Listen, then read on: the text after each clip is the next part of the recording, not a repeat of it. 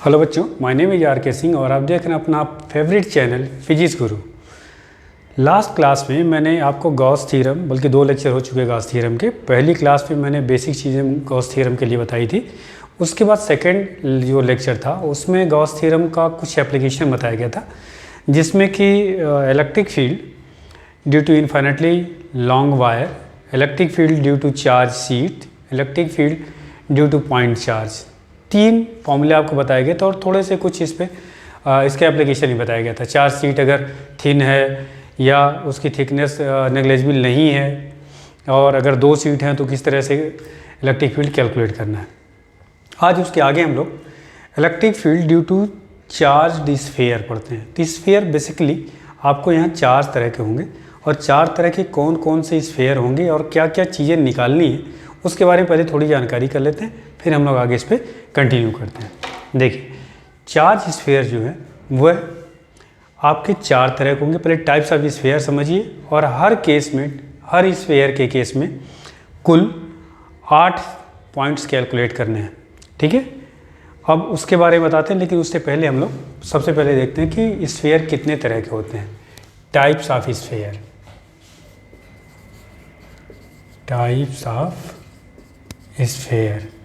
देखिए, सबसे पहला जो कैटेगरी होगा hollow conducting, hollow conducting sphere. इसको शॉर्ट में हम लोग कहें तो क्या कहेंगे, HC। ठीक है, दूसरा क्या होगा आपका सॉलिड कंडक्टिंग, कंडक्टिंग, इसको क्या बोलेंगे, SC, सुप्रीम कोर्ट। और ये क्या है, हाई कोर्ट। खैर ध्यान रखिए बेटे, सॉलिड कंडक्टिंग है और ये क्या है, हॉलो कंडक्टिंग। नेक्स्ट आपका थर्ड जो कैटेगरी है वह है hollow non conducting, non conducting. ठीक है, जिसको हम लोग क्या बोलेंगे, HNC, हॉलो नॉन कंडक्टिंग। और लास्ट जो है आपका वह है solid non conducting, non conducting. ठीक है, SNC। तो ये 4 तरह के स्फीयर हो गए, HC, SC, HNC and SNC। अब एक चीज़ ध्यान रखिएगा, क्योंकि हम लोगों के यहाँ पे इलेक्ट्रिक फील्ड और पोटेंशियल कैलकुलेट करना है, तो अगर हॉलो कंडक्टिंग की बात करें तो जो स्फीयर होगा है तो कंडक्टर लेकिन हॉलो है, तो ये कुछ ऐसा बनेगा। और इसके अंदर क्या मटेरियल होगा, अंदर कुछ भी नहीं है। इसका मतलब सारा जो इसका मास है वो कहाँ पे है, सरफेस पे। सॉलिड कंडक्टिंग, तो इस केस में स्फीयर ऐसे बनाएंगे बट यहाँ पे मटेरियल है। ठीक है, तीसरा क्या है, हॉलो नॉन कंडक्टिंग। तो हॉलो नॉन कंडक्टिंग है तो यहाँ पे भी मटेरियल कहाँ होगा, सरफेस पे। और चौथा ये सॉलिड का केस है फिर, तो ये आपका यहाँ पे भी मटेरियल होगा। लेकिन चूँकि हमें इस यहाँ पर इलेक्ट्रिक फील्ड और क्या कैलकुलेट करना है, पोटेंशियल। इलेक्ट्रिक फील्ड और पोटेंशियल क्या मास डिस्ट्रीब्यूशन पे डिपेंड करता है या चार्ज डिस्ट्रीब्यूशन पे? तो ध्यान रखिएगा बेटा, electric field and potential depends on charge distribution. अब ध्यान दीजिए, चार्ज डिस्ट्रीब्यूशन कैसे निकालेंगे। अब एक चीज़ ध्यान रखिएगा, हमें मैंने क्या बताया आपको निकालना है, इलेक्ट्रिक फील्ड एंड पोटेंशियल। अब इसमें कहाँ कहाँ पे निकालना है इलेक्ट्रिक फील्ड और पोटेंशियल। मान लीजिए सेंटर है, सेंटर से एक पॉइंट यहाँ ले लिया A, मतलब स्फीयर के अंदर। दूसरा पॉइंट ये B ले लेते हैं जो सरफेस पे है, और तीसरा पॉइंट है यहाँ पे C बाहर। तो 3 पॉइंट्स पे आपको निकालने होंगे। A मतलब inside point, on the surface and outside the surface. तो इसका मतलब आपको तीनों पॉइंट पर electric field EA, EB, EC, 3 चीज़ें। फिर आपका पोटेंशियल VA, VB और VC।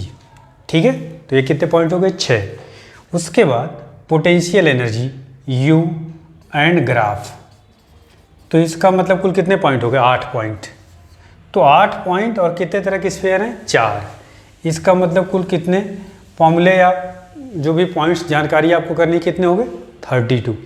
ठीक है, तो इसका मतलब इतने सारे फॉर्मूले फिर याद रखना आपके लिए थोड़ा सा टफ है, बट उसका कुछ तरीका बताता हूँ तो आपके लिए आसान हो जाएगा। ठीक है, अब पहली चीज़ तो मैंने आपको ये बताई, एक पॉइंट नोट करिए कि electric field and potential depends on charge distribution. अब चार्ज डिस्ट्रीब्यूशन कैसे होगा उसको समझते हैं। अगर कंडक्टिंग मटेरियल है, हालो कंडक्टिंग है, हालो है इसका मतलब यहाँ पे कुछ मटेरियल यहाँ नहीं है, तो चार्ज जो देंगे वो कहाँ पे जाएगा, सरफेस पे। तो मान लीजिए चार्ज हमने दिया और ये चार्ज कहाँ गया, टोटल सरफेस पे, अंदर तो है ही नहीं कुछ। समझ में आ गई बात। इस केस में कंडक्टिंग मटेरियल है, जब इसको चार्ज, यहाँ पे मटेरियल अंदर है मटेरियल, लेकिन चूंकि कंडक्टिंग है तो चार्ज जब आप देंगे तो चार्ज डिस्प्लेस होकर के कहाँ पर पहुँचेगा, सारा का सारा सरफेस पे। मान लीजिए इसकी यूनिफॉर्म चार्ज डेंसिटी आपका क्या है, रो है, सारा का सारा कहाँ गया, सरफेस पे। अंदर तो कुछ भी नहीं रहेगा क्योंकि जैसे देंगे ये रिपेल करके कहाँ जाएगा, सरफेस पे। इस केस में हालो नॉन कंडक्टिंग, अब इसमें तो अंदर मटेरियल है नहीं, तो चार्ज कहाँ जाना है, सरफेस पे। दूसरी चीज़, इस केस में जो कंडक्टिंग मटेरियल है वहाँ पे तो चार्ज को हम लोग जैसे देते हैं ये यूनिफॉर्मली डिस्ट्रीब्यूट हो जाएगा, लेकिन अगर ये नॉन कंडक्टिंग है तो इसका जो डिस्ट्रीब्यूशन है हम खुद करते हैं। ठीक है, इसका चार्ज डिस्ट्रीब्यूशन खुद करते हैं और इसमें अपने आप ये चार्ज डिस्ट्रीब्यूशन होता है, और चार्ज जो होता है इस पर डिस्ट्रीब्यूशन वह यूनिफॉर्म होता है। मान लीजिए यहाँ पे हमने जो डिस्ट्रीब्यूट किया इसकी चार्ज डिस्ट्रीब्यूशन यूनिफॉर्म है। कैसा है, यूनिफॉर्म चार्ज डिस्ट्रीब्यूशन। ठीक, यहाँ पे भी सरफेस पे गया। और इस केस में जो चार्ज देंगे, चूँकि ये नॉन कंडक्टिंग है और सॉलिड है, तो इसमें जो चार्ज आएगा पूरे वॉल्यूम में आएगा। ठीक है, ये यूनिफॉर्म चार्ज डेंसिटी है, लेकिन कैसी चार्ज डेंसिटी यहाँ पे आएगी, वॉल्यूम चार्ज डेंसिटी, जिसको हम लोग किससे रिप्रेजेंट करते हैं, रो से। ये है आपका वॉल्यूम चार्ज डेंसिटी। बात समझ में आ गई। और ये कैसा है, इन तीन केस में सरफेस चार्ज डेंसिटी लगेगी। दूसरी चीज़, अब एक चीज़ ये बताइए, चूँकि हमें इलेक्ट्रिक फील्ड और पोटेंशियल कैलकुलेट करना है, and that depends on the charge distribution. इस केस और इस केस में क्या चार्ज डिस्ट्रीब्यूशन में कोई फ़र्क आया? तीनों केसेज में चार्ज कहाँ पर हैं, आउटर सरफेस पे। तो इसका मतलब इन तीनों के लिए जो भी फॉर्मूले ये निकलेंगे 8 जो हैं वह क्या हो जाएंगे, ग्राफ थोड़ा बहुत इधर उधर हो सकता है बट फॉर्मूले इन सबके क्या आएंगे, सेम आएंगे। बस इस केस में क्या होगा, अलग आएगा। तो ध्यान रखना, इसका मतलब कुल कितने फॉर्मूले हो गए। अगर हम ग्राफ को छोड़ दें तो फॉर्मूले कितने हो गए, 7। तो इसका मतलब 7 इन तीनों का हो गया और 7 इसका, तो टोटल कितने हो गए, 14 फॉर्मूले। तो एक चीज़ ध्यान रखना है, इन तीन के लिए जो भी फॉर्मूला डेरिवेशन होगा वह इन तीनों के लिए सेम होगा, और एक इसकी अलग कैटेगरी बनेगी क्योंकि इसका चार्ज डिस्ट्रीब्यूशन अलग है। तो अब पहले इन तीनों का हम लोग कैलकुलेट करते हैं, तीनों पॉइंट ग्राफ ड्रॉ करते हैं, फिर उस पर आते हैं। तो आप इसको ड्रॉ कर लीजिए। तो इस केस में आपका स्फीयर के बारे में आपको पता होना चाहिए। अच्छा, ऐसा ही सिमिलर आपका आएगा ग्रेविटेशन में। ग्रेविटेशन में भी फॉर्मूले काफ़ी हद तक सिमिलर होते हैं, इसलिए इलेक्ट्रोस्टैटिक्स के साथ ही हम लोग क्या करते हैं, ग्रेविटेशन को भी पढ़ाते हैं। ठीक है, तो इसको नोट करिए, फिर मैं यहाँ से स्टार्ट करता हूँ।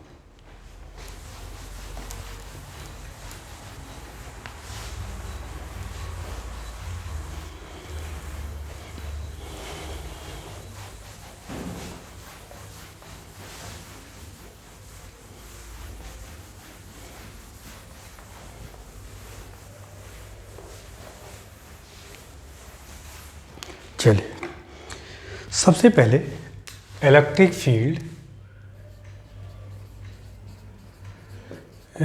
Field and electric potential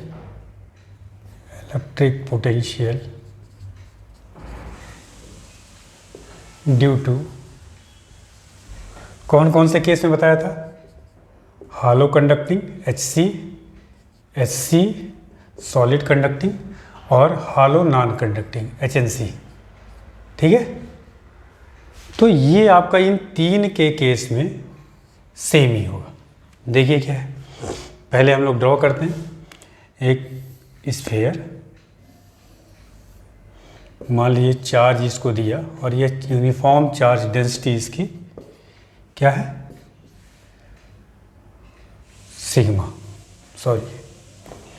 sigma. ये मान लीजिए इसका सेंटर है बेटा, C या O ले लेते हैं। यहाँ से एक पॉइंट इंटरनल पॉइंट है A, दूसरा पॉइंट यहाँ है आपका B सरफेस पे, और तीसरा पॉइंट मान लीजिए यहाँ पर है।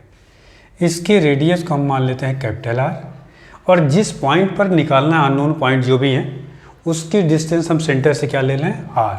तो सबसे पहले बाहर वाले पॉइंट्स की हम बात कर रहे हैं, सी पॉइंट की निकालते हैं।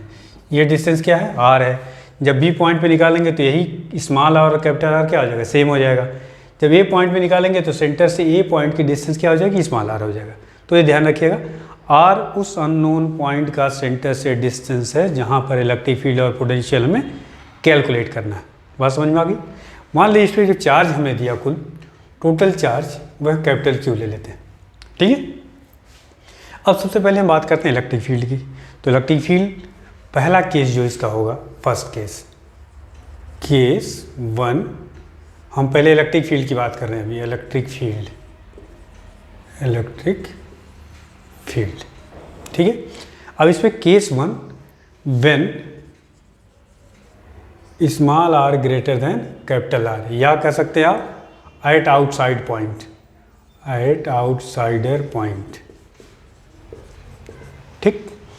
अब इस पॉइंट सी पॉइंट पर हमें निकालना है, तो हम लोग गॉस थ्योरम का यूज़ करेंगे। गॉस थ्योरम क्या था बेटा, गॉस थ्योरम का एप्लीकेशन के लिए मैंने आपको बताया था कि जिस पॉइंट पर इलेक्ट्रिक फील्ड निकालना हो उस पॉइंट से पहले गॉसियन सरफेस ड्रॉ कर लीजिए।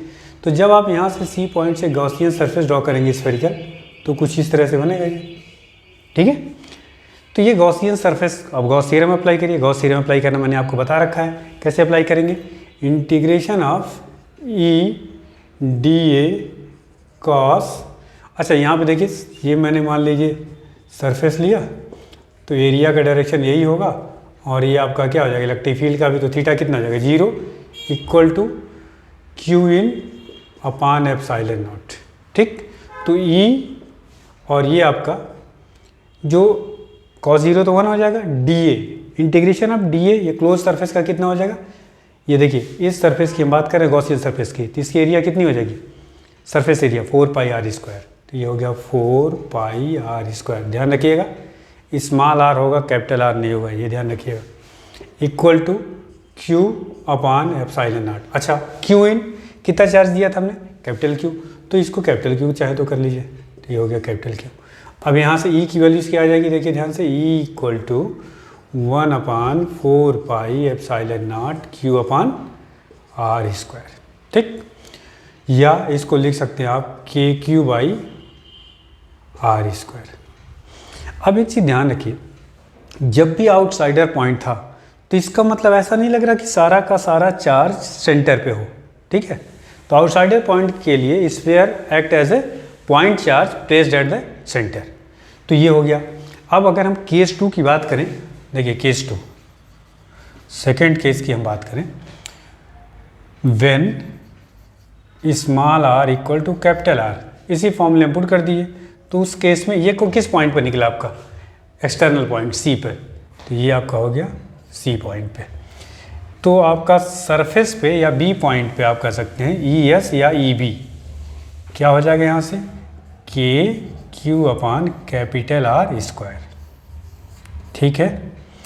तीसरा point internal point, case 3, internal point पे when R is less than capital R, मतलब ए पॉइंट पर, ठीक है। अगर ए पॉइंट पर आप अप्लाई करेंगे गॉस थ्योरम, तो ई डी ए कॉस 0 और क्यू इन कितना होगा यहाँ पे, जब यहाँ से आप गॉसियन सरफेस बेटा ड्रॉ करोगे इस पॉइंट से, तो क्या यह गॉसियन सरफेस किसी चार्ज को इनक्लोज करेगा, नहीं। तो इसका मतलब क्यू इन की वैल्यूज़ कितनी हो जाएगी, 0। तो अगर हम इसको यहाँ से लिखेंगे क्यू इन 0, तो ई की वैल्यूज़ कितनी आ जाएगी, 0। तो ये ई इक्वल टू 0, ये किस पॉइंट पर हो गया, इंटरनल पॉइंट। सिंस आप लिख सकते हैं since Q in equal to 0, insider point पे जो चार्ज होगा, कोई भी गॉसियन सरफेस किसी भी चार्ज को इनक्लोज नहीं करेगा। तो इसका मतलब यह हुआ इंटरनल पॉइंट पे 0। तो एक चीज़ ध्यान रखना है कि आउटसाइडर पॉइंट के लिए, जो वो चाहे कोई भी चार्ज स्फीयर हो, चाहे वो आपका सॉलिड, मतलब चारों की हम बात करें, hollow conducting, solid conducting, HNC या एसएनसी, चारों के केस में for the outsider point the sphere act as a point charge and placed at the centre. तो सेंटर पे पॉइंट चार्ज से आपने कितना पढ़ा फॉर्मूला, के क्यू बाई आर स्क्वायर, तो देखिए वही आपको आ गया, ठीक है। तो ये तो इलेक्ट्रिक फील्ड आ गया तीनों केस में। तो 3 फॉर्मूले हो गए। ठीक, अब अगर इसके हम ग्राफ की बात करें, चलिए ग्राफ भी इसी समय कर लेते हैं। इलेक्ट्रिक फील्ड और आर में, इधर आपका ई हो गया और इधर क्या हो गया आर।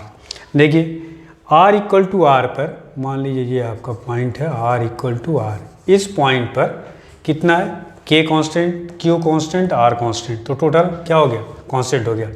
मान लीजिए ये वैल्यूज़ है, इसको लिख लेते हैं K Q upon are square. ठीक है, उसके बाद के पॉइंट पर आर ग्रेटर देन आर पे, तो देखिए क्या है यहाँ पे, इस केस में E is proportional to 1 upon are square, E is proportional to क्या होगा 1, तो इसका ग्राफ कुछ ऐसा आएगा। तो ये इलेक्ट्रिक फील्ड का ग्राफ हो गया।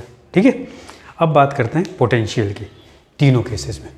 तो एक तरह से आपने इस 3 स्फीयर के लिए इंटरनल पॉइंट पर कितना निकला आपका, इंटरनल पॉइंट हो गया 0, सरफेस पे कितना हो गया K Q by r square, और एक्सटर्नल पॉइंट पे क्या हो गया K Q upon small r square. ये आपने कैलकुलेट किया। ठीक है, तो ये 3 केसेस में यही फॉर्मूला वैलिड होगा। अब हम लोग बात करते हैं इसके, इलेक्ट्रिक फील्ड तो निकल गया, पोटेंशियल की बात करते हैं कि पोटेंशियल कैसे निकलेगा, है ना। इसको ध्यान से समझिए।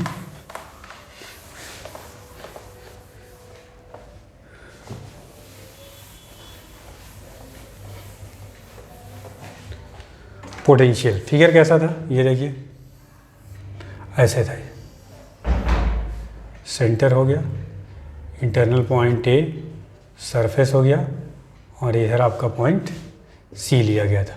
ठीक है, या इसको बी भी कर सकते हैं आप, चार्ज कुछ इस तरह से है। ठीक है, ठीक। अब पोटेंशियल हमें मान लीजिए कैलकुलेट कहाँ पे करना है। सबसे पहले हम लोग एक तो पोटेंशियल कैलकुलेट करने के हर केस में एक फॉर्मूला जो आपने पढ़ा है E equal to minus d V by d r, उस फॉर्मूले को समझिए कैसे अप्लाई करना है, और सारे केस में पोटेंशियल उसी से कैलकुलेट करना है। ठीक है, अब सिंस इस फॉर्मूले को समझिए पहले, since E equal to minus d V by d r, ये पढ़ा चुके हैं आपको। तो यहाँ से डी वी इक्वल टू क्या आ जाएगा ई डी आर। ठीक है, ये डी वी है, तो डी वी का मतलब क्या होगा, V final minus V initial equal to minus E d r. ठीक है, या इसको ऐसे भी लिख सकते हैं, V initial minus V final equal to E d r, इसको पलट दिया है, साइन पॉजिटिव हो गया। या इसको आप इंटीग्रेट कर लेंगे और ई की वैल्यू कहाँ पे रखेंगे, ई इनिशियल और यहाँ इनिशियल टू फाइनल, इस फॉर्मूले को आप यूज़ करेंगे। या इसको आप ऐसे भी लिख सकते हैं, V A minus V B equal to integration of E A to B limit d r. यहाँ पे ये डी आर क्या है, डिस्प्लेसमेंट है ना, ध्यान रखिएगा, और उसका डिस्प्लेसमेंट कहाँ से, ए से बी तक। ठीक है, तो ये ए से बी तक का पोटेंशियल डिफरेंस आपको देगा इस फॉर्मूले को। तो बेसिकली ये मेन फॉर्मूला है जिसको हमें यूज़ करना है, तो इसको आप याद रखेंगे। देखिए मैं इधर लिख रहा हूँ इसको, V A minus V V integration of A to B E d r. ठीक है, और ये क्या है, ए पॉइंट पे, तो ये याद रखिएगा, इसी को हमें यहाँ पे अप्लाई करना है। ठीक, अब 2 पॉइंट चूज करते हैं, ए और बी। हमें सबसे पहले कहाँ निकालना potential, at the point C. चलिए स्टार्ट करते हैं। पोटेंशियल इस बार क्या कैलकुलेट करने जा रहे हैं, पोटेंशियल पहला, फिर वही केस 1, पहला केस क्या लिया गया था बेटा, small r greater than capital R. तो इस केस में देखिए सी पॉइंट पे मेरे को चाहिए। ठीक, तो थोड़ा सा इसको थोड़ी सी जगह बनाएं, फिगर को और एक्सप्लेन करना है, यहाँ पे कर लेते हैं। देखो यहाँ बेटा सी पॉइंट पे चाहिए, एक पॉइंट ही है, इस फॉर्मूले को यूज़ करने के लिए 2 पॉइंट चाहिए। एक मान लीजिए potential at any point C, क्या बताया गया था, work done in bringing unit positive charge from infinitive to that point. मान लीजिए ये इन्फिनिटिव है, ये पॉइंट आपका बी हो गया मान लीजिए, समझने के लिए, इस फॉर्मूले को अप्लाई करने के लिए, और ये आपका कैसा पॉइंट हो गया, ए पॉइंट हो गया। ठीक है, और ये आपका यहाँ पे आर इक्वल टू कितना हो गया, इन्फिनिटिव हो गया। ठीक, अब इन दोनों पॉइंट्स के बीच में ये फॉर्मूले को अप्लाई करिए आप। ठीक, तो देखिए पहला केस है केस 1 आपका R is greater than R, तो ये पॉइंट A पॉइंट हो गया और ये पॉइंट क्या हो गया आपका B पॉइंट हो गया। तो ये हो जाएगा VA, या इस केस में हम क्या लिखेंगे C लिखेंगे, ठीक है। VC minus VV equal to integration of C point पर EC electric field at the point C into DR, और लिमिट क्या हो जाएगी देखिए C से B, तो यहाँ पे लिमिट क्या आएगी देखिए यहाँ से C, ये डिस्टेंस कितनी हम लोग ले रहे हैं बेटा स्मॉल r, और ये डिस्टेंस कितनी इन्फिनिटी, तो इसका मतलब R2 क्या हो गया इन्फिनिटी। कोई दिक्कत यहाँ पे। अब आप यहाँ पे B पॉइंट पर पोटेंशियल कितना होता है, इन्फिनिटी पे पोटेंशियल आपको पता है 0, तो यहाँ हो जाएगा VC माइनस 0, और C पॉइंट पर अभी आपको पोटेंशियल इलेक्ट्रिक फील्ड आपको बताया गया कितना आएगा C पॉइंट पर, देखिए R2 इन्फिनिटी, और यहाँ हो जाएगा KQ अपान R² DR। इसका इंटीग्रेशन देखिए KQ तो बाहर हो जाएगा, और 1/r² का इंटीग्रेशन क्या हो जाएगा बेटा -1/r, तो ये हो गया R2 इन्फिनिटी। अब माइनस साइन आ गया तो lower limit minus upper limit कर लेंगे, ये हो जाएगा KQ with in bracket 1/r minus 1/infinity, ये तो 0 हो गया, तो ये आपका होगा KQ/R। तो ये हो गया VC इक्वल टू एक तरह से KQ/r, ये फॉर्मूला आपका है। K की वैल्यूज क्या है 1/4 पाई एप्सिलॉन नॉट, बात समझ में आ गई होगी बेटा आपको। तो ये C पॉइंट पर पोटेंशियल हो गया, एक चीज़ बाहर वाले पॉइंट में निकल गया, ठीक है। अब हम लोग सरफेस पे आते हैं, केस 2, तो केस 2 तो बहुत आसान है। केस 2 क्या हो जाएगा देखिए, when small r equal to capital R, इसी में पुट कर दीजिए, तो क्या हो जाएगा आपका सरफेस वाला पॉइंट की वैल्यूज KQ/कैपिटल R, ये दूसरा फॉर्मूला हो गया सरफेस पे, ठीक है। तो दो फॉर्मूले आपके निकल गए, चलिए इसको नोट करते हैं यहाँ बगल में। इसका मतलब VC आपका आया KQ/r, और V सरफेस आया KQ/कैपिटल R। अब अपने पास क्या चाहिए, A पॉइंट पर और चाहिए, इसको भी निकाल लेते हैं, फिर यहाँ पुट कर लेते हैं। देखिए 3 फॉर्मूले इधर निकल गए, 3 ये हो जाएंगे, तो ये आपके 6 हो जाएंगे। ग्राफ मैंने एक बता ही दिया, और पोटेंशियल एनर्जी फिर समझेंगे, दो गया। ये तो हो गया आपका एक डेरिवेशन। अब बात करते हैं केस 3 का, थर्ड केस। देखो यहाँ ध्यान से अच्छे से समझो बेटा, थर्ड केस में इसको मिटाते हैं, थोड़ी और जगह हो जाए। अब बात करते हैं केस 3 की, है ना। Case 3 when small r is less than capital R, ये तो आपका सेंटर है, ठीक है, सेंटर यहाँ से ऑलरेडी ले रखा है, ये आपका डिस्टेंस है R। अब यहाँ पे आपको ये फिर आपको इस फॉर्मूले को अप्लाई करने के 2 पॉइंट्स चाहिए, चूँकि हमें सरफेस पे नोन है ऑलरेडी, A पॉइंट पे निकालना, दोनों पॉइंट का ले लेते हैं, ठीक है। तो ये हो जाएगा VA माइनस VB, या सरफेस लिख दे रहा हूँ, BB पॉइंट या सरफेस वाला एक ही है, इक्वल टू क्या आ जाएगा आपका इंटीग्रेशन ऑफ EA DR, और लिमिट कितनी हो जाएगी देखिए यहाँ R से लेके कैपिटल R तक। लेकिन A पॉइंट पर अभी आपने पोटेंशियल इंटरनल पॉइंट पे क्या, सॉरी इलेक्ट्रिक फील्ड कितना निकाला 0, ये देखिए ये लिखा हुआ है, तो इसकी जब 0 रखेंगे तो ये पूरी वैल्यूज क्या हो गई 0। इसका मतलब VA minus V surface is equal to 0, it implies that VA equal to V surface पे निकाल चुके हैं आप KQ/कैपिटल R। इसका मतलब A पॉइंट पर जो फॉर्मूला आया KQ/कैपिटल R। इसका क्या मतलब हुआ, इसका मतलब किसी भी इन 3 स्फीयर की मैं बात कर रहा हूँ, सरफेस तक हर पॉइंट पर पोटेंशियल उसका क्या होगा कांस्टेंट होगा, वह KQ/R सरफेस पे भी आया, सरफेस के अंदर भी यही आया। इसका मतलब सरफेस के अंदर हर पॉइंट पर पोटेंशियल क्या होगा सेम होगा, और इसकी वैल्यूज क्या आएगी KQ/R अप टू सरफेस, और सरफेस के बाहर के लिए KQ/R। तो सरफेस के अंदर ही जो थोड़ा बहुत वेरिएशन होना है, सरफेस के बाहर पॉइंट के लिए चाहे वो कोई भी स्फीयर हो चारों, हर केस में जो स्फीयर है that will act as a point charge. समझ में आ रही बात। देखिए बाहर का पॉइंट का KQ/R², ये भी वही है सरफेस तक। पोटेंशियल की भी बात करें तो वही है, सिर्फ अंदर वाले पॉइंट्स के लिए थोड़ा सा आपको सोचना है, ठीक है। अच्छा इसकी ग्राफ की अगर हम बात करें, इसका भी ग्राफ ड्रॉ कर लेते हैं। देखो यहाँ अगर पोटेंशियल इधर ड्रॉ करते हैं, देखो यहाँ इस बार पोटेंशियल और आर इधर है और वी इधर है। तो सबसे पहले इंटरनल पॉइंट पे देखिए कितना आया, के क्यू बाई आर। मतलब अगर हम बात करें सरफेस तक आर इक्वल टू आर तक, तो पोटेंशियल क्या है, कांस्टेंट है, ये है पोटेंशियल के क्यू बाई आर। और उसके बाद बाहर वाले पॉइंट के लिए, सी पॉइंट के लिए कितना आया, ये इन्वर्स रेशियो में है। इसका मतलब इसका ग्राफ कुछ ऐसे, मतलब V is proportional to 1/r। ये r इक्वल टू आर पे हो गया, और ये हो गया इधर का r ग्रेटर देन r हो गया, और इधर का क्या होगा, r लेस देन r हो गया। ठीक है, तो यहाँ तक का ये ग्राफ हो गया। ग्राफ आपको बिल्कुल डायरेक्ट पूछे गए हैं जे वगैरह में, तो आपको याद होना चाहिए। ठीक है, चलिए इसका ग्राफ हो गया। चलिए इसकी पोटेंशियल एनर्जी दोनों केस का एक ही साथ बताते हैं आपको। सबसे पहले इलेक्ट्रिक फील्ड और पोटेंशियल की बात कर लें, तो कुल ये कितने आपके फॉर्मूले हो गए, 6 फॉर्मूले हो गए और 2 ग्राफ हो गए, 8 पॉइंट आपने पढ़ लिए।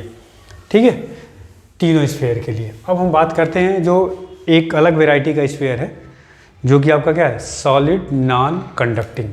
Electric field and potential, electric field and potential due to solid non-conducting sphere। बात समझ में आ गई, जिसको हम लोग क्या कह रहे हैं, एसएनसी। ठीक, अच्छा इस केस में क्या सिखाया बेटा आपको, इस केस में ये बताया गया कि जो चार्ज होगा वो कहाँ होगा, अंदर भी होगा। देखिए यहाँ ये कुछ स्फीयर हो गया आपका, है ना।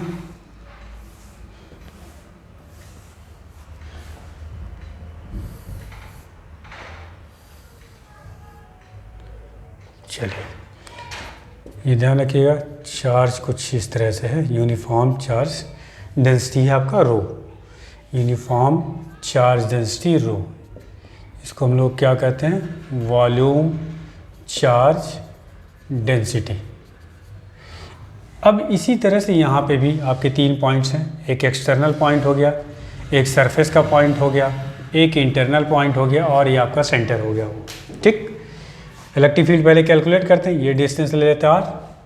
पहला कैलकुलेशन इलेक्ट्रिक फील्ड का, 3 cases, case 1, case 2 and case 3। तो देखिए केस 1 की अगर हम बात करें, हम इलेक्ट्रिक फील्ड की बात कर रहे हैं, पहले क्या चीज़ निकालना है, इलेक्ट्रिक फील्ड। ठीक है, तो केस 1 में जब r आपका क्या है, ग्रेटर देन कैपिटल R, इसका रेडियस कितना लिया गया था बेटा, कैपिटल R। ठीक है, अब इस केस में फिर गॉस थ्योरम अप्लाई करिए। इस पॉइंट से जब आप गॉसियन सरफेस ड्रॉ करेंगे, स्फेरिकल मिलेगा ये, है ना। स्फेरिकल गॉसियन सरफेस जब ड्रॉ करेंगे और गॉस थ्योरम अप्लाई करेंगे, तो ये आएगा integration of E/dA cos 0 degree. देखिए कैसे, यहाँ से आप गॉसियन सरफेस सी पॉइंट से पास करता हुआ बनाएंगे कुछ इस तरह से। ठीक, तो इसका स्मॉल एलिमेंट लेंगे DA, एरिया का डायरेक्शन इधर, इलेक्ट्रिक फील्ड भी क्या होगा, आउटवर्ड, E रेडियली, क्योंकि स्फीयर है तो रेडियली आउटवर्ड होगा। तो ये हो गया आपका। अब यहाँ से आप इस गॉस थ्योरम को अप्लाई करें, E/dA cos, क्योंकि थीटा की वैल्यूज क्या हो गई बेटा, यहाँ पे 0 हो गया, इक्वल टू Q/εo। कितना चार्ज इसको दिया गया है, टोटल कैपिटल Q लिया गया था, तो कैपिटल Q ही लेते हैं फिर। अब यहाँ पे क्या आ जाएगा, E within bracket 4πr²। DA की वैल्यूज आपको इस पूरे जो गॉसियन सरफेस लिया है उस, चूँकि इसका रेडियस स्मॉल r है, तो इसकी जो सरफेस एरिया होगी हो जाएगी 4πr², और इक्वल टू Q/, ये कितने चार्ज को इनक्लोज कर रहा है, टोटल चार्ज कैपिटल Q को, तो कैपिटल Q/ε0। इसको सिंप्लीफाई करोगे तो क्या आएगा, E = 1/4πε0 Q/ क्या होगा, स्मॉल r², या लिख सकते हैं कि Q/r²। बात समझ में आ गई। अब यहाँ से E = आ गया KQ/r²। किस पॉइंट पे निकला है, C पॉइंट पे, पहला फॉर्मूला आपका। चलिए इधर मैं नोट भी करते चल रहा हूँ, थोड़ी सी जगह इधर हो जाए। EC एक्सटर्नल पॉइंट पर आ गया KQ/r²। ऐसा नहीं लग रहा कि ये पूरा का पूरा चार्ज पॉइंट चार्ज की तरह सेंटर पर है और इससे आर यूनिट डिस्टेंस पर हमें जो फॉर्मूला हमें पता है KQ/R² वही फॉर्मूला आ गया। ठीक है, तो मैं बार बार कह रहा हूँ कि for external point sphere behave as a point charge place at the centre. ये ध्यान रखिएगा तो सारे फॉर्मूले याद रहेंगे आपको। ठीक है, ये आ गया। अब अगर हम बात करें सरफेस पे, तो सरफेस पे क्या आ जाएगा, केस 2 की अगर हम बात करें, case 2 when small r equal to capital R, तो क्या आ जाएगा यहाँ से देखिए फॉर्मूला ई सरफेस या ई भी आप भी कह सकते हैं, क्या आएगा ये KQ/R²। ठीक है, तो ये दो फॉर्मूले हो गए, इसको भी इधर नोट करते हैं, ई सरफेस इक्वल टू KQ/R²। अब बात करते हैं इंटरनल पॉइंट की। मेन आपको समझना क्या है, इंटरनल पॉइंट को ही समझना है। देखिए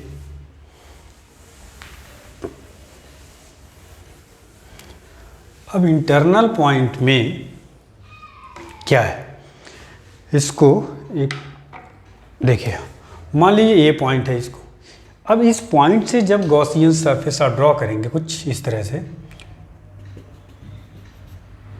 ये मान लिया रेड कलर से ड्रॉ कर रहा हूँ, ये आपने गॉसियन सरफेस ड्रॉ किया, क्या यह गॉसियन सरफेस चार्ज इनक्लोज करेगा कि नहीं करेगा? डेफिनेटली करेगा। ठीक है, अब कितना करेगा ये हम लोग कैलकुलेट कर लेंगे, क्यू इन की बात कर रहे हैं। और इस पॉइंट पर बाकी सब कुछ सेम रहेगा, एरिया का डायरेक्शन, इलेक्ट्रिक फील्ड का डायरेक्शन, थीटा की वैल्यू 0 होगी, तो ये पहला इक्वेशन तो ऐसा ही रहा। अब देखिए यहाँ पे क्या चेंज आना है। अच्छा, ये डिस्टेंस कितनी हो गई आपकी, स्मॉल r हो गया। ठीक है, चलिए अब यहाँ पे आप फॉर्मूला लगाइए, तो ये क्या आ जाएगा आपका, देखिए यहाँ ई cos 0 की वैल्यूज़ कितनी होगी, 1।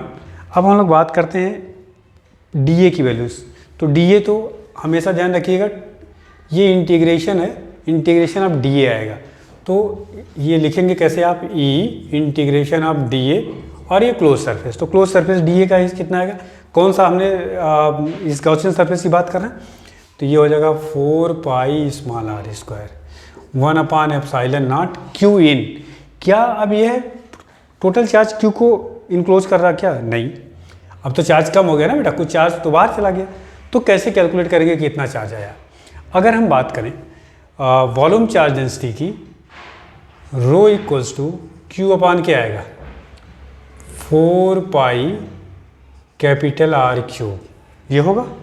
ठीक है, तो Q इक्वल टू कितना आ जाएगा यहाँ से देखिए, रो इंटू 4πR³, यही तो फॉर्मूला होता है, चार्ज अपॉन वॉल्यूम। ये आपने फॉर्मूला पढ़ा है Q/V, वॉल्यूम चार्ज डेंसिटी। तो वॉल्यूम कितने चार, मतलब किस वॉल्यूम में आपका 4/3 होगा, ये कितने में आपका जो स्फीयर है इसका वॉल्यूम कितना होता है 4/3πr³। तो इस कैपिटल R वाला जो रेडियस है, इस पूरे में चार्ज आपका डिस्ट्रीब्यूट है, तो ध्यान रखेंगे ये आएगा, तो यहाँ से आ जाएगा आपका Q इक्वल टू दिस। बात समझ में आ गई।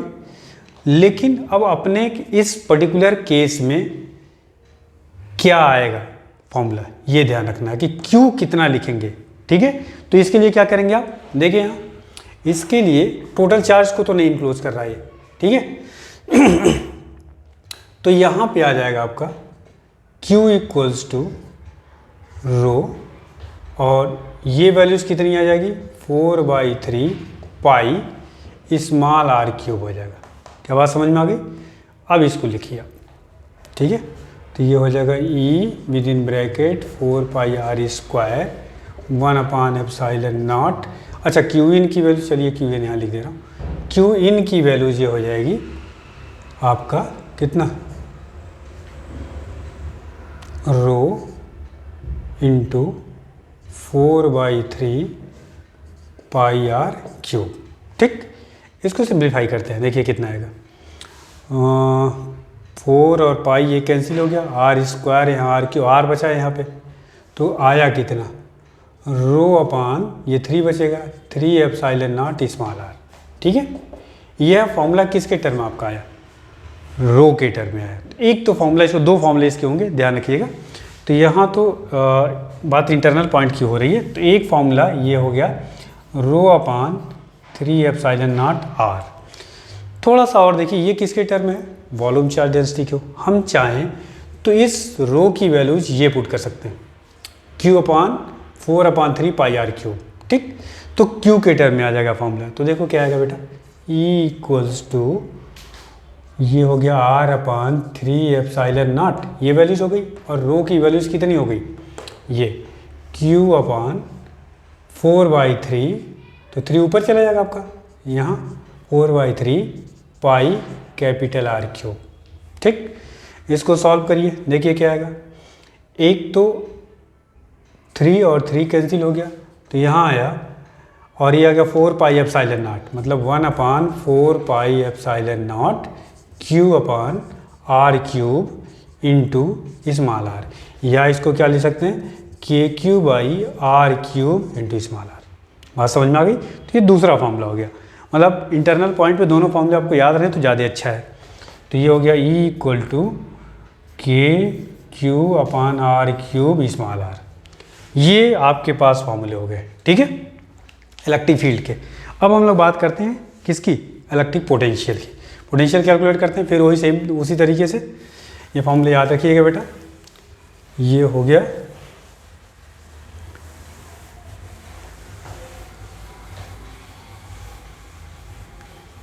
अब पोटेंशियल निकलवाते हैं आपको, ठीक है। चलिए फिर एक फिगर ड्रॉ कर लें।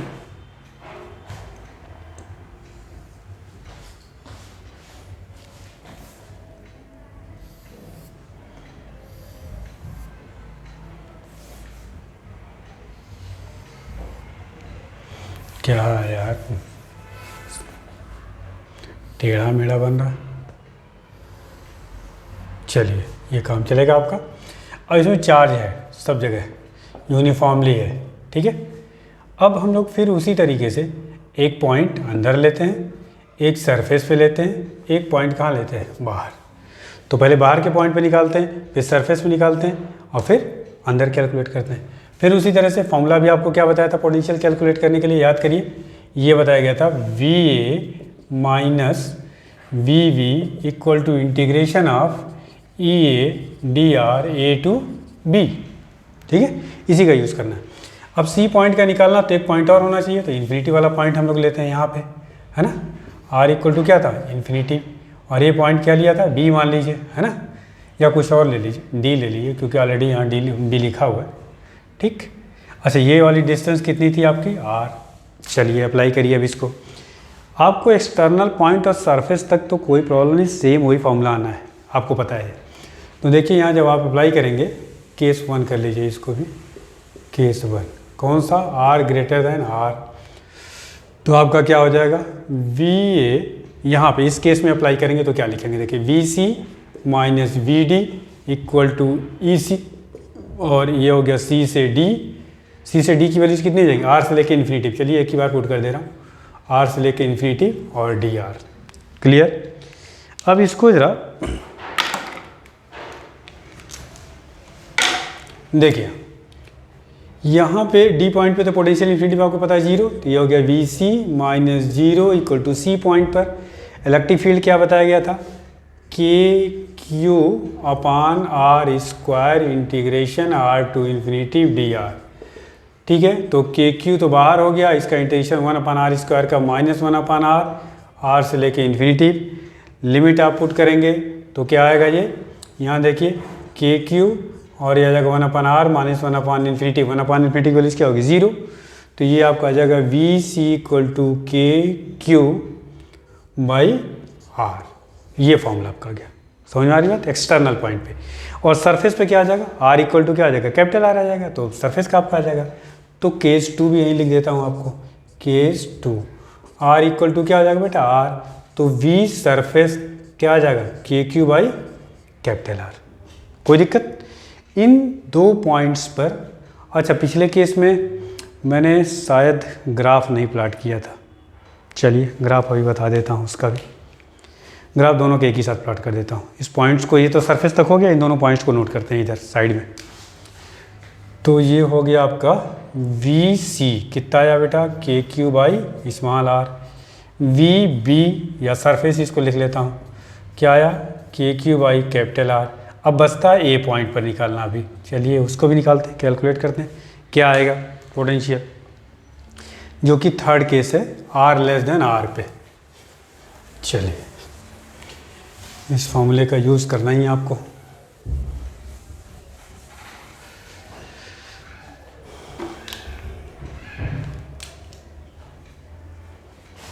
कैसे यूज़ करेंगे यहाँ, एक सरफेस वाला पॉइंट ले लेते हैं, एक पॉइंट ले लेते हैं, तो ये हो जाएगा V A minus V surface E A point पर और ए टू बी का मतलब क्या हो जाएगा, आर से लेके क्या हो जाएगा आपका कैपिटल आर और डी आर। ई ए की वैल्यूज़ ऑलरेडी आप निकाल चुके हैं, देखिए इंटरनल पॉइंट पर ये हो जाएगा ई ए की वैल्यूज़ का मतलब K Q upon are cube into r d r, limit हो गई आर टू आर, कोई दिक्कत।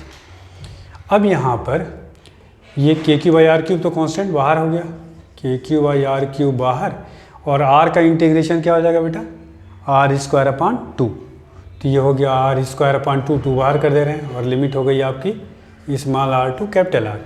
इसका मतलब अच्छा वी ए सरफेस पे पोटेंशियल आप कैलकुलेट कर चुके हैं, K Q by capital R is equal to इधर कितना आया, K Q by two are cube with in bracket, देखिए upper limit minus lower limit, तो R square minus R square. बात समझ में आ गई। अब क्या करेंगे, इसको ट्रांसपोज कर लेंगे इस साइड में और इसके साथ ऐड कर लेंगे, तो ये आएगा V A equal to K Q by two are cube with in bracket three r square minus two r square. ये है पोटेंशियल का फॉर्मूला, इंटरनल पॉइंट पर आएगा। ठीक है, अगर मैं बात करूँ सेंटर पे, किसकी बात करूँ, सेंटर पे अगर हम ये जो डिस्टेंस, तो ये तो था आपका आर, अभी सेंटर पे आर क्या हो जाएगा, zero. At centre V O, इस पॉइंट को ओ कर देता हूँ सेंटर को, तो वी ओ के केस में स्मॉल आर इक्वल टू क्या आ जाएगा, ज़ीरो। तो इसी फॉर्मूले में जब आप पुट करेंगे तो वी ओ कितना आ जाएगा, देखिए स्मॉल आर को जीरो के ए गायब, आर स्क्वायर कैंसिल, ठीक है। तो यहाँ कितना आ जाएगा, three upon two K Q by are. अच्छा, के क्यू बाई आर कहाँ पे अभी निकाला था आपने, सरफेस पे पोटेंशियल, आप ऐसे चाहें लिख सकते हैं three upon two V S, surface से 3 अपान 2 टाइम्स। समझ में आ गई बात। अब ग्राफ ड्रॉ कर लेते हैं दोनों का, उसका भी ग्राफ शायद मैंने आपको बताया नहीं था, तो चलिए ग्राफ भी बता देते हैं। ठीक है, तो ये फॉर्मूला आपका आ गया सेकेंड केस में। ठीक, अब अगर हम बात करें इसके ग्राफ की, चलिए पहले पोटेंशियल ही बता देता हूँ। पोटेंशियल का इधर V हो गया, इधर R हो गया। ध्यान दीजिए, सेंटर पे तो 3/2 VS है, और सेंटर के बाद R डिस्टेंस पे कितना आया है, ये आपका आया है। ये किस चीज़ का ग्राफ है, यहाँ देखिए K constant, Q constant, capital R constant, ये कांस्टेंट, वेरिएबल क्या है, आर स्क्वायर। इसका मतलब ये पूरी वैल्यूज कांस्टेंट है। एक तरह से इक्वेशन ऐसा है, वी ए, या अगर हम वाई एक्सिस पे वी को रिप्रेजेंट करें तो वाई इक्वल टू आप कह सकते हैं ए माइनस बी एक्स स्क्वायर, और ये किसका ग्राफ होता है, पैराबोला का। ठीक है, तो पैराबोला है ये। अब पहले तो हम लोग एक काम करते हैं, ठीक, ये कर लेते हैं सरफेस पे आर इक्वल टू आर की बात करें तो इस केस में सरफेस पे जो आपका पोटेंशियल है वो कितना, के क्यू बाई आर है, ये के क्यू बाई आर। अब बात करते हैं हम लोग सेंटर पे, सेंटर ये है आपका, इधर मान लेते हैं ये हो गया डिस्टेंस, इसका थोड़ा ये हो जाएगा, ये है, ये पैराबोला है, तो पैराबोला कुछ इस तरह से बनेगा यहाँ, ये इस तरह का पैराबोला। ठीक है, ये आपका आ गया कितना, ये हो गया वी ए पॉइंट का। ठीक, अब ये सेंटर से लेके आर तक ये फिगर है ये। इसके बाद जब आर ग्रेटर देन आर है तो उस केस में देखिए कितना आया है, कहाँ गया पोटेंशियल, ये है K Q by r C point पे। तो इसका मतलब इसका ग्राफ अब ऐसे हो जाएगा, तो इसका मतलब यहाँ पे v इज प्रोपोर्शनल टू क्या होगा, 1/r। इसको आप कह सकते हैं मैथमेटिक्स का टर्म है, ये पॉइंट ऑफ इन्फ्लेक्शन, जहाँ पे कर्व का नेचर क्या होता है, चेंज हो रहा है, ये कॉनकेव से क्या हो रहा है, कॉन्वेक्स हो रहा है। ठीक है, तो ये फिगर जो है आपका एक तरह का क्या है, पैराबोला है। बात समझ में आ गई। और ये आप v is proportional to 1/r है। क्लियर, तो ये आपका v ए क्या, ये अच्छा ये पॉइंट तो सेंटर का हो गया। ठीक है, सेंटर का पॉइंट तो ये सेंटर पे जो पोटेंशियल है यह यहाँ पे ये किस पॉइंट का है, देखिए इसके करस्पॉन्डिंग KQ/R। तो सरफेस पे जो पोटेंशियल है उसका 1.5 गुना सेंटर पर होगा। ठीक, तो ये ग्राफ इसका। अब बात करते हैं हम लोग इलेक्ट्रिक फील्ड के ग्राफ की, उसको भी समझ लेते हैं क्या है। ये मिटा देता हूँ तो आपको देखो यहाँ बेटा इसकी ग्राफ। इसमें अगर बाहर के पॉइंट की हम बात करें तो एक्सटर्नल पॉइंट ये है, और सरफेस पे क्या है, ये तो कांस्टेंट ही है आपका। और अगर इंटरनल पॉइंट की बात करें तो E इज प्रोपोर्शनल टू क्या है, डायरेक्टली प्रोपोर्शनल टू R। तो इसका मतलब ये ग्राफ कुछ ऐसा है, इधर हो गया E, इधर हो गया R, और यहाँ से कुछ ग्राफ ऐसे, और ये ऐसे। इधर का हो गया E is proportional to 1/r², और ये है आपका सरफेस पे R = R जो कि कांस्टेंट है। और इधर देखिए R R पे, और ये R R पे क्या है आपका, देखिए ये रिलेशन है, E किस पे डिपेंड कर रहा है, R पे, और लीनियर रिलेशन, इसलिए स्ट्रेट लाइन आएगा। E इज प्रोपोर्शनल टू क्या हो गया, R। तो ये ग्राफ हो गए। तो आपके फॉर्मूले कुल कितने हो गए, 6 तो ये हो गए। ठीक, तो 6 और 6 12 हो गए। बस ध्यान क्या रखना है, देखिए इस केस में भी जो एक्सटर्नल पॉइंट है उसके लिए पोटेंशियल और इलेक्ट्रिक फील्ड पॉइंट चार्ज की तरह ही बिहेव कर रहा है। बात समझ में आ गई। तो ये आपका हो गया इलेक्ट्रिक फील्ड और पोटेंशियल। अब बात करते हैं हम लोग पोटेंशियल एनर्जी की। ठीक है, 2 फॉर्मूले और हैं, स्फीयर आपका कंप्लीट हो जाएगा बेटा। Potential energy of charge sphere. तो 2 तरह के, पहला वाला जो पहले 3 केसेज में वो आपका, और पोटेंशियल एनर्जी आप कह सकते हैं potential energy P of HC, SC और क्या था आपका HNC। इस 3 केस में जो पोटेंशियल एनर्जी का फॉर्मूला आता है U = KQ² ये ऐसा फॉर्मूला आता है। अब हम लोग बात करते हैं इसके डेरिवेशन की, कैसे इसको कैलकुलेट करेंगे। ठीक है, अब मान लीजिए जो भी चार्ज, पोटेंशियल एनर्जी होता क्या है, potential energy is store work done. ठीक है, या आप कह सकते हैं किसी भी सिस्टम को बनाने में जो एनर्जी खर्च होती है वही क्या होता है, पोटेंशियल एनर्जी होती है। अब जब हम इसको चार्ज कर रहे हैं, देखिए ये हम तीनों की बात कर रहे हैं, इस पर हम लोगों ने कितना चार्ज दिया है, कैपिटल Q चार्ज। लेकिन क्या कैपिटल Q चार्ज जो दिया है डायरेक्टली एक ही बार दिया गया होगा, नहीं। इसके कैपिटल Q चार्ज को कहीं से इन्फिनिटी से ले आकर के यहाँ पे रखा गया, इस स्फीयर पे, इस स्फीयर को चार्ज किया गया। लेकिन कैपिटल Q चार्ज एक ही बार नहीं दिया गया होगा, पहले उसके बहुत सारे छोटे छोटे टुकड़े dQ करके इसको दिया गया होगा। मान लीजिए कि पहले हमने इसको Q चार्ज दिया, कितना चार्ज दिया है, Q चार्ज। ठीक है, जब इसको Q चार्ज दिया, या स्फीयर का साइज एक ही बना, नहीं तो आप कंफ्यूज होंगे। ठीक है, दो Q चार्ज हमने देना है, तो पहले हमने इसको मान लीजिए इसका रेडियस कितना लिया गया था, कैपिटल R। जब इसको Q चार्ज दिया तो इसका पोटेंशियल मान लीजिए कितना हो गया, V हो गया। कितना आ गया पोटेंशियल इसका, V। उसके बाद फिर इसकी dQ चार्ज। अच्छा, पोटेंशियल जब इसका V हो गया तो V का पोटेंशियल का फॉर्मूला क्या बताया गया था, KQ/, अब Q के जगह क्या लेंगे, स्मॉल q लेंगे, बाई कैपिटल R। ठीक, तो ये इसका पोटेंशियल होगा। जो दूसरा dQ इसको देंगे तो ये इसको रिपेल करेगा। इस रिपल्सन के अगेंस्ट आप वर्क कर रहे हैं, और वही आपको वर्क कैलकुलेट करना है। ठीक है, work done in giving the charge dQ। Basically होगा क्या, अगर इस dQ चार्ज की पोटेंशियल एनर्जी हम कहें इन्फिनिटी पे कितनी है, 0, बट यहाँ पे तो पोटेंशियल एनर्जी इसकी हो गई है ना, कुछ तो एनर्जी इसके पास आ गई। तो du = dW is equal to, W = क्या होता है, V × Q। तो ये हो जाएगा V × dQ।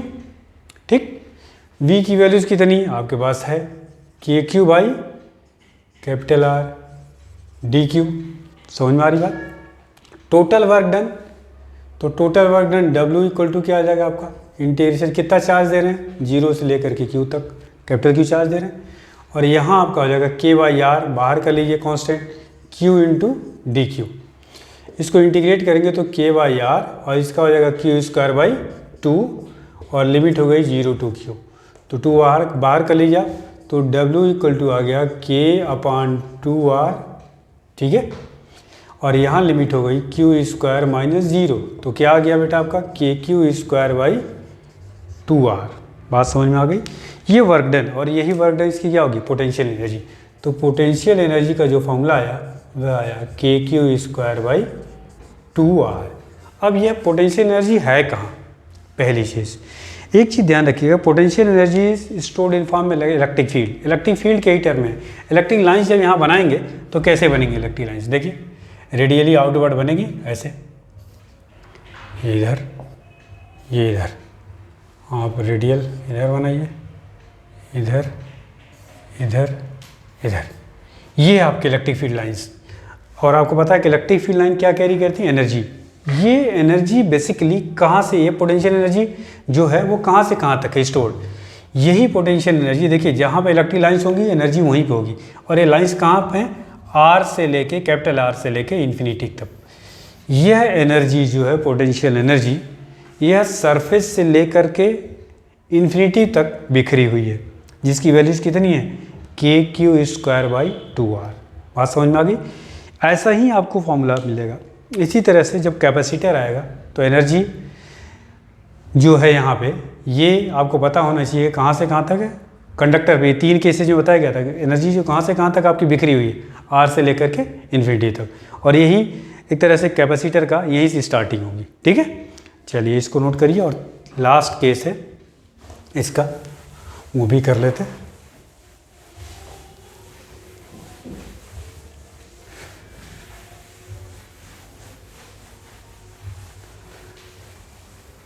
Potential energy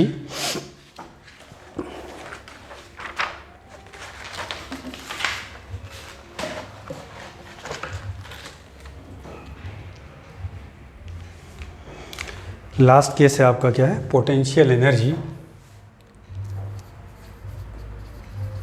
potential energy in case of, कौन सा केस बचा हुआ बेटा, एसएनसी, सॉलिड नॉन कंडक्टिंग, ठीक। ये है आपका कुछ, इसका फिगर ऐसा था आपका कि चार्ज कहाँ पर आया था, पूरे वॉल्यूम में आया था, है ना, ठीक। इसको कितना चार्ज दिया है, कैपिटल क्यू। अब एक चीज़ ये बताइए, इस चार्ज को जब मटेरियल अंदर है ना, मान लीजिए इस पूरे स्फेयर को जो चार्ज क्यू है इसको छोटे छोटे टुकड़े कर दिए, ठीक है, और उसको एक एक को करके इन्फिनिटी से सबसे पहले कहाँ रखा, सेंटर पे रखा, फिर यहाँ रखा, फिर यहाँ रखा, इस तरह से। आर यहाँ पे एक तरह से आर भी वेरी कर रहा है, और पिछले केस में क्या वेरिएबल था, सिर्फ आपका क्या था, क्यू, चार्ज बढ़ रहा था। यहाँ चार्ज तो है ही है साथ में, लेकिन आपका रेडियस भी बदल रहा है।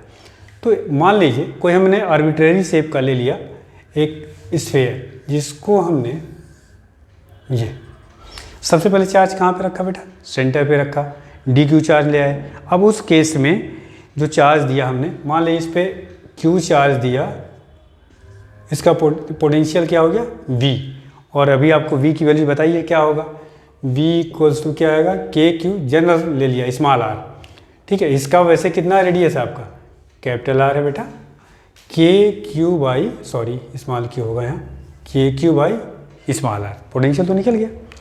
लेकिन जैसे जैसे चार्ज ले आकर के एक एक रखेंगे तो इसका रेडियस क्या हो जाएगा, कहाँ तक बढ़ेगा, कैपिटल R तक, पहली चीज़। अब जब इसको DQ चार्ज और दे रहे हैं तो उस केस में दोबारा जब DQ चार्ज दिया तो उस केस में रेडियस में बहुत ज़्यादा तो फर्क आएगा नहीं, DQ चार्ज बहुत स्मॉल है। तो इसका मतलब पहले इस DQ चार्ज का पोटेंशियल एनर्जी कैलकुलेट करते हैं। तो DW इक्वल टू क्या होगा बेटा, DU इक्वल टू कितना हो जाएगा, V इंटू DQ, ठीक। यहाँ से लिमिट कितनी देंगे ये ध्यान रखिए, लिमिट पहला चार्ज जो DQ दिया कहाँ पे रखा, सेंटर पे, सेंटर से लेकर के कहाँ तक, कैपिटल R तक, 0 टू क्या हो गया, कैपिटल R। V की वैल्यूज पुट कर ली यहाँ से, K और बाई R और integration of KQ by R, और ये क्या हो गया, DQ हो गया। बात समझ में आ रही है, ठीक।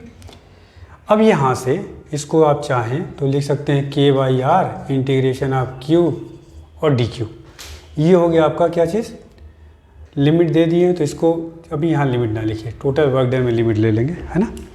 अब अगर हम बात करें टोटल पोटेंशियल एनर्जी यू की वैल्यूज़, तो ये आ जाएगा के बाई आर, लिमिट हो गई 0 to capital R Q D Q.